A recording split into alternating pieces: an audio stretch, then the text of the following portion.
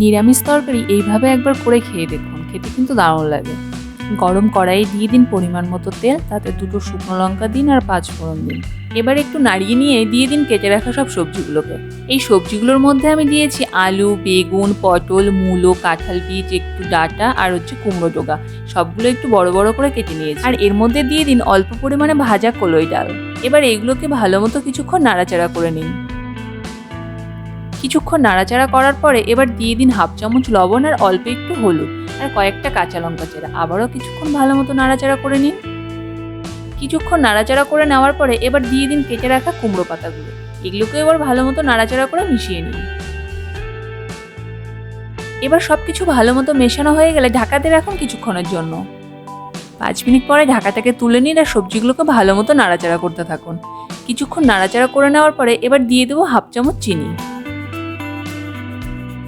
এবার একটু ভালো মতো নাড়াচাড়া করে নিয়ে দিয়ে দিন পরিমাণ মতো জল।